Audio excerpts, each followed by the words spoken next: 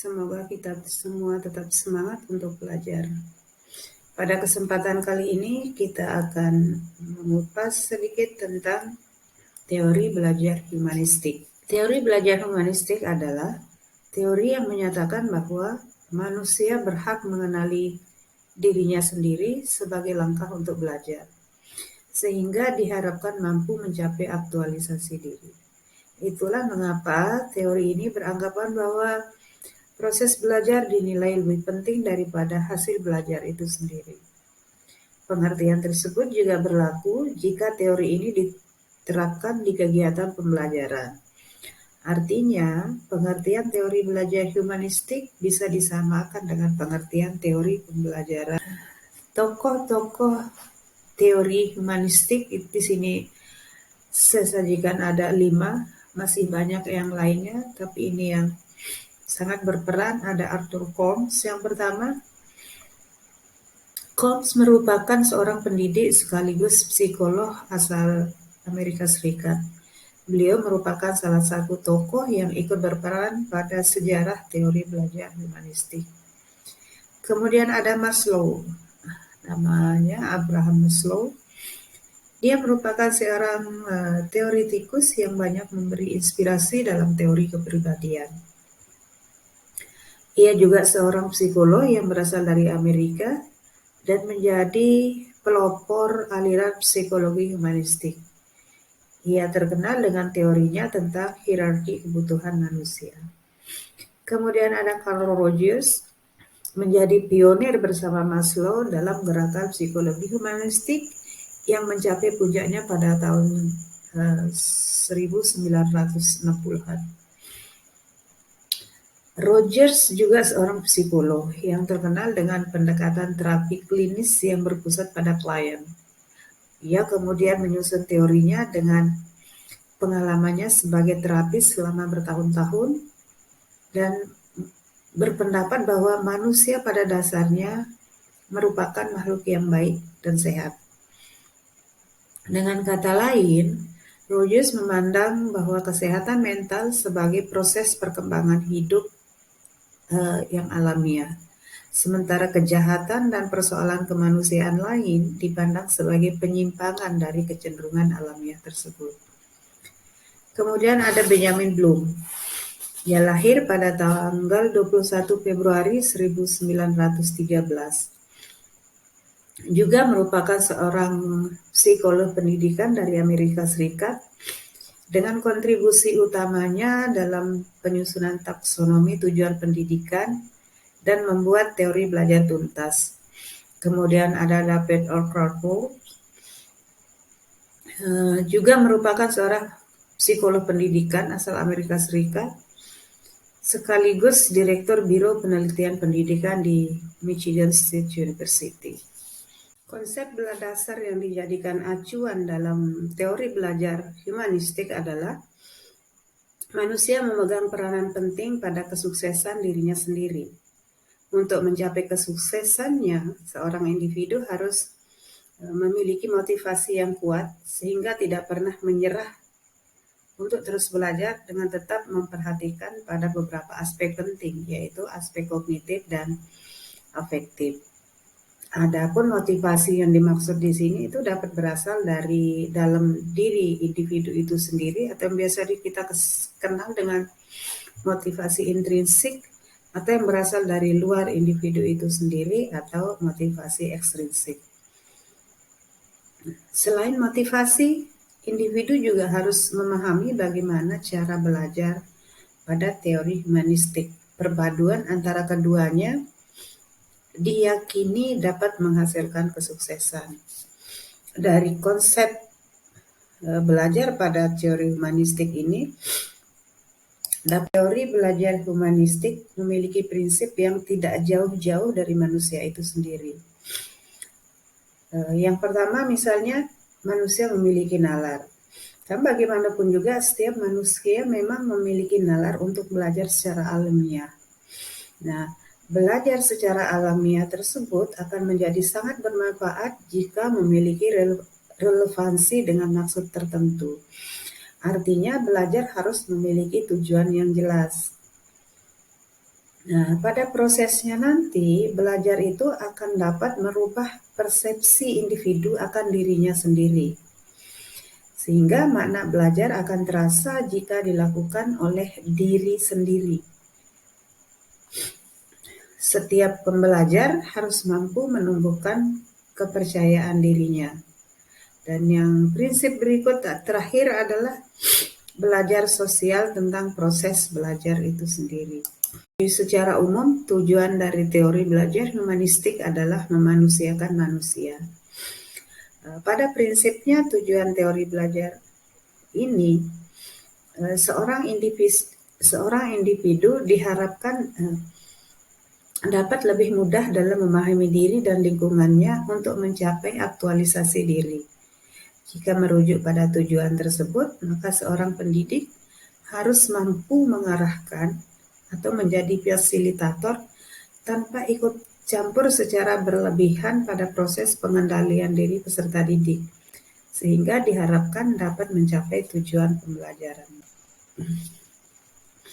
Suatu teori belajar dikatakan bagian dari teori belajar humanistik jika memiliki karakter seperti berikut. Yang pertama, menekankan pada aktualisasi diri individu itu sendiri, artinya manusia sebagai sosok individu yang dapat mengeksplorasi dirinya sendiri.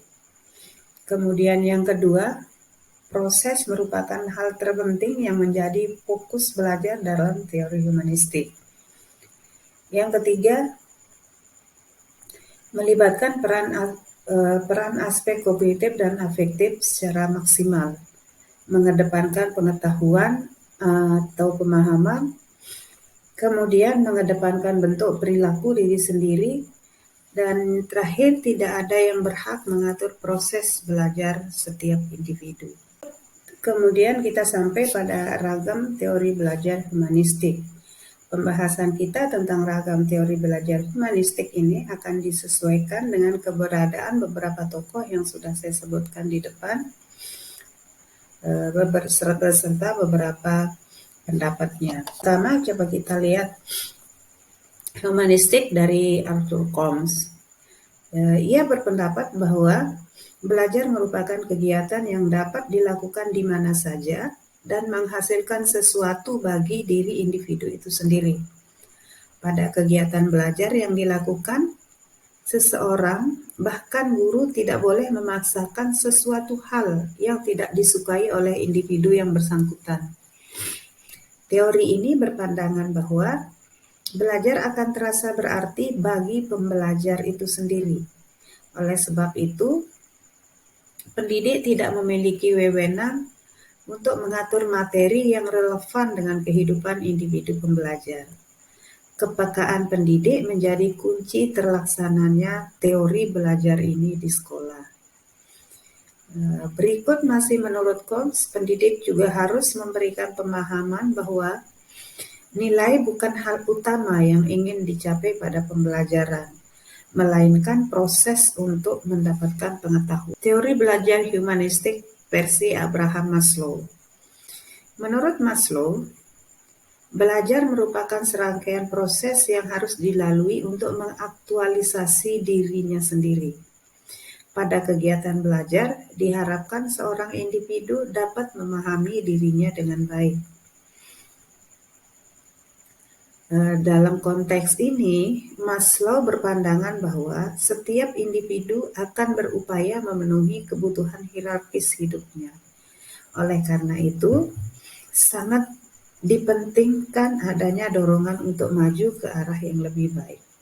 Berbeda dengan itu, Rogers mengemukakan bahwa pada proses belajar dibutuhkan sikap saling menghargai dan tanpa prasangka antara individu yang sedang belajar dan pihak yang memberi pembelajaran. Artinya antara peserta didik dan pendidik. Disampaikan juga oleh Rogers bahwa belajar harus melibatkan sisi intelektualitas dan emosional peserta didik.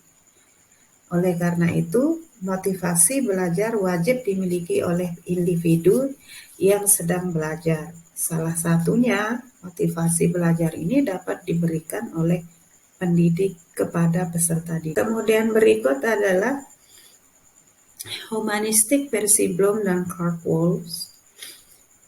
Teori yang dikemukakan oleh kedua orang ini fokus pada hal-hal yang pasti bisa dikuasai oleh seseorang setelah melalui proses belajar. Teori ini juga lah yang kemudian menjadi cikal bakal taksonomi Bloom yang dikenal di dunia pendidikan Indonesia saat ini. Sebagai produk yang dirumuskan oleh manusia, setiap teori dari teori kognitif, humanistik, behavioristik tentu memiliki kelebihan dan kekurangan. Dalam kesempatan kali ini kita bisa melihat beberapa kelebihan dari teori belajar humanistik. Yang pertama, teori belajar humanistik menekankan pada pembentukan kepribadian, hati nurani, perubahan sikap setiap individu. Artinya teori belajar humanistik fokus ke perubahan sikap individu.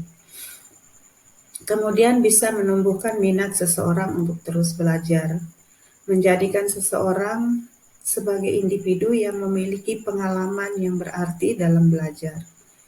Kemudian menumbuhkan kreativitas individu, bisa mengubah sikap dan pola pikir individu. Kemudian kelebihannya yang lain adalah semakin lama belajar, seorang pembelajar dapat mencapai aktualisasi dirinya dengan baik. Yang dianggap sebagai kekurangan teori ini. Yang pertama, proses belajar bisa gagal jika tidak ada kesungguhan dari setiap individu. Kekurangan yang pertama ini saya pikir juga berlaku untuk teori belajar yang lain, tidak hanya pada teori belajar humanistik. Teori belajar humanistik dapat menjadi pemicu munculnya sikap individualisme. Kemudian peran pendidik menjadi terbatas karena hanya sebagai fasilitator. Kekurangan yang lainnya bisa memicu kesenjangan keberhasilan setiap individu jika terdapat sebagian individu yang sulit untuk mengenali potensi dirinya. Kemudian, tidak dapat dijadikan sebagai metode pembelajaran praktis. Berikutnya adalah guru tidak boleh lelah dalam memotivasi peserta didiknya. Berikut yang dapat saya sampaikan adalah manfaat teori belajar humanistik. Yang pertama, mampu mengubah sikap atau perilaku individu dari yang awalnya tidak baik karena belum mengetahui, kemudian menjadi baik. Kemudian mampu meningkatkan keinginan untuk belajar pada individu. Berikutnya, dapat membiasakan individu untuk berlaku secara demokratis, partisipatif, dan humanis. Mampu menjadikan individu sebagai insan yang mudah menghargai perbedaan, kebebasan berpendapat, dan juga kebebasan dalam menyatakan ide atau gagasan. Implementasi teori belajar humanistik dalam pembelajaran. Ini langkah penerapannya.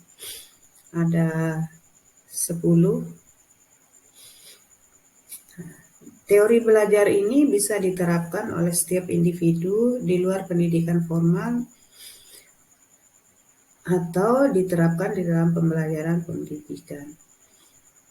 Aspek pendidikan menurut teori belajar humanistik adalah aspek kognitif dan afektif. Itu yang perlu diingat.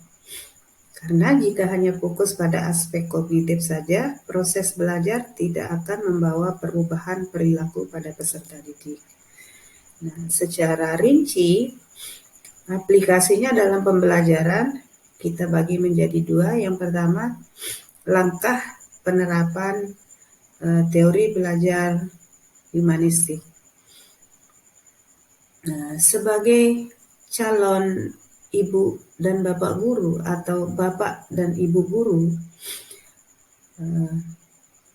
beberapa hal yang perlu diperhatikan ketika ingin menerapkan teori belajar humanistik adalah pertama, harus menentukan terlebih dahulu tujuan pembelajaran.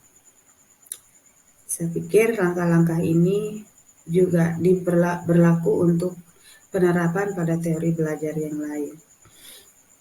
Kemudian merumuskan materi pembelajaran sesuai dengan tujuan pembelajaran yang sudah ditetapkan sebelumnya. Melakukan identifikasi awal terhadap kemampuan setiap siswa.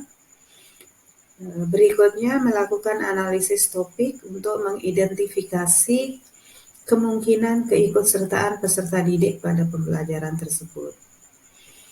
Membuat rancangan fasilitas atau media pembelajaran. Memberikan bimbingan agar peserta didik dapat belajar secara aktif. Sejalan dengan itu juga pendidik harus mendorong peserta didik untuk memahami makna dari pengalaman selama mereka belajar. Juga pendidik harus memberikan bimbingan tentang konseptualisasi pengalaman yang diperoleh dari hasil belajar. Memberikan bimbingan pada peserta didik untuk menerapkan hasil belajarnya dalam kehidupan sehari-hari. Dan berikut adalah mengadakan evaluasi kegiatan secara spesifik. Peran guru pada teori belajar humanistik sebagai fasilitator. Untuk mengaplikasikan teori pembelajaran ini, tugas pendidik sebagai fasilitator adalah pertama, memperhatikan dan memberikan motivasi belajar pada peserta didik secara keseluruhan. Tidak pilih kasih, tidak hanya memperhatikan salah satu atau dua orang peserta didik yang menonjol. Yang kedua, jika peserta didik belum memahami tujuan pembelajaran, guru dapat memberikan penjelasan kembali. Guru juga harus dapat memahami karakter setiap peserta didik yang diajarnya. Menyediakan sumber belajar, baik buku, media visual, atau media audio, atau mungkin ada media lain yang dipergunakan. Berikutnya, tetap menjalin komunikasi sehat dengan peserta didik agar kondisi pembelajaran tetap terkontrol. Selalu memberikan dorongan pada peserta didik agar lebih peka dan kreatif. Kemudian mengkondisikan suasana belajar agar tetap kondusif sambil memacu keaktifan peserta didik. Agar lebih memahami tentang teori belajar humanistik,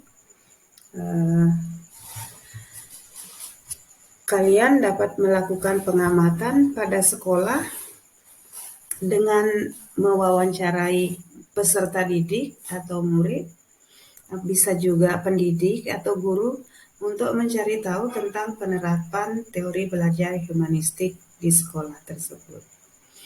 Bisa juga hasil wawancara ini disusun dalam sebuah laporan. Itulah pembahasan kita pada kesempatan baik ini tentang teori belajar humanistik.